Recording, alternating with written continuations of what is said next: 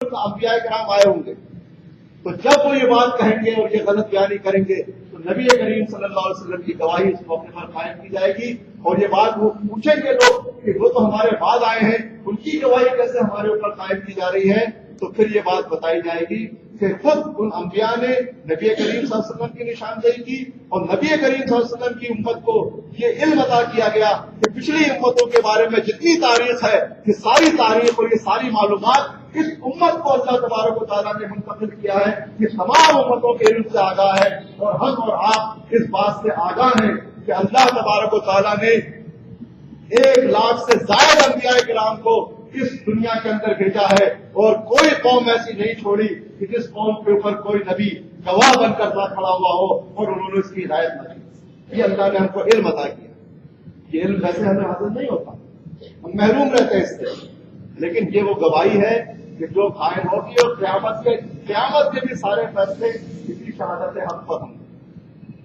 لہذا آج کس شہادت حق کے اس فریضے کو انجام دینا میری اور آپ کی سب سے بڑی ذمہ داری ہے، اور شہادت حق کی یہ تحریک ایک انقلاب کی شکل میں ڈھل رہی ہے، اور وہ انقلاب کیونکہ دنیا میں اللہ کی حاکمیت بغیر انقلاب کے نہیں آ سکتی۔ ہر حاکمیت ایک انقلاب کے مرحلے، ایک انقلاب کی لکیر کو کراس کرتی ہے۔ جب کوئی قوم اس انقلاب کی لکیر کو کراس کر لے تو بس وہی مرحلہ ہوتا ہے کہ جب دنیا کے اندر حکمرانی کا نظام پلٹ جاتا ہے۔ چنانچہ ابھی جو وقت کا جمع جمایا نظام ہے، جو صدیوں سے چلتا چلا آ رہا ہے، آئین نو سے ڈرنا، طرز پہنچ اتارنا، منزل یہی کٹن ہے قوموں کی زندگی میں۔ جو صدیوں سے جس روش پر ہم چلے آ رہے ہیں، اس کٹن مرحلے پر، اس کٹن منزل کو پار کرنا، یہ ایک بہت بڑا انقلابی فیصلہ ہوگا اگر میں اور آپ حیثیت قوم اس کا فیصلہ اپنے دل و دماغ کی دنیا میں کریں۔ اور ہمیں تو اہل فلسطین، اہل افغانستان، ان کی طرح ہمیں تو اس طرح کا عسکری جہاد بھی نہیں کرنا ہے۔ ہمارے حصے میں تو بڑا چھوٹا سا کام ہے۔ ہمارے حصے میں چھوٹا سا کام یہ ہے کہ میں اور آپ نہایت پرامن طور پر بغیر کسی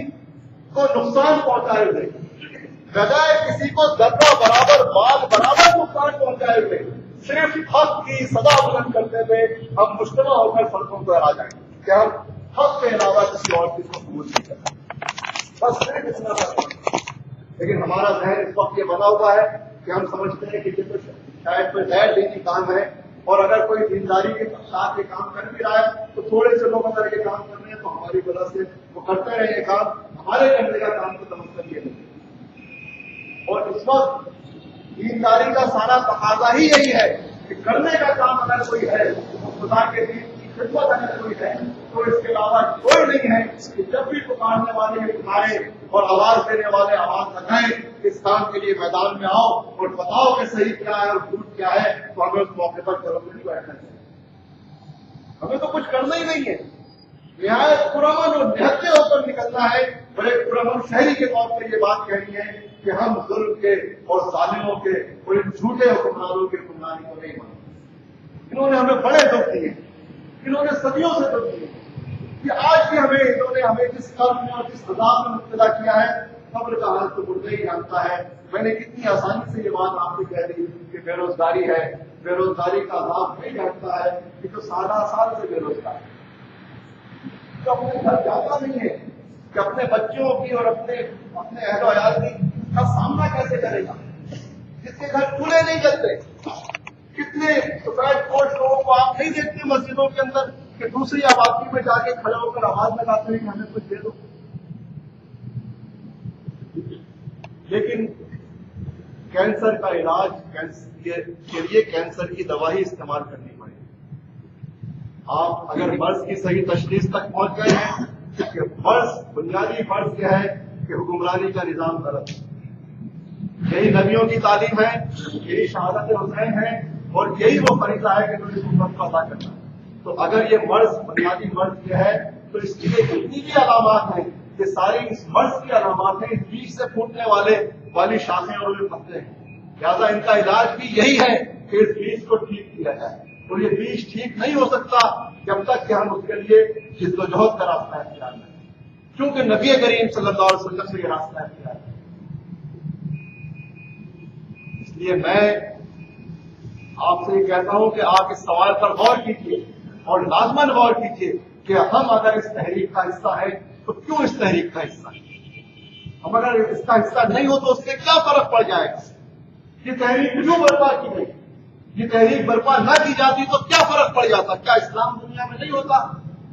تو آپ کا دل آپ کو یہ بات بتائے گا کہ اسلام تو ہوتا، لیکن وہ والا اسلام نہ ہوتا کہ جو انبیاء کرام نے دنیا میں لے کر آتے تھے اور جو نبی کریم صلی اللہ علیہ وسلم نے سورہ زمین پر قائم کیا۔ لہٰذا اس تحریک کے ذریعے یہ کام ہوا ہے، اور یہ تحریک جب جب پکارے اور جہاں جہاں پکارے اس موقع پر اگر کوئی اپنے قدموں کو روکتا ہے اور انحراف کے راستے اختیار کرتا ہے یا کسی تصاہل کا شکار ہوتا ہے تو وہ ایک بہت بڑے فریضے سے اپنے آپ کو سے جو ہے وہ غفلت کا مظاہرہ کرنا ہے۔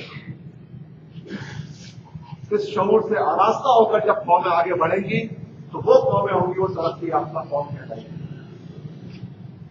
اور کسی راستے کی ترقی اصل ترقی۔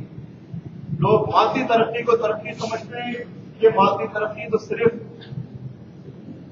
آلات کی اور ظاہری چیزوں کی ترقی ہے۔ جب ہم اس سچائی کے راستے پر چلیں گے تو ہم اس کے نتیجے میں جو ترقی ہمیں حاصل ہوگی وہ انسانوں کا استحصال نہیں کرے گی، اس کے نتیجے میں زمین اپنے خزانے اگلے گی اور زمین کے اوپر عدل کا ایک ایسا نظام قائم ہوگا،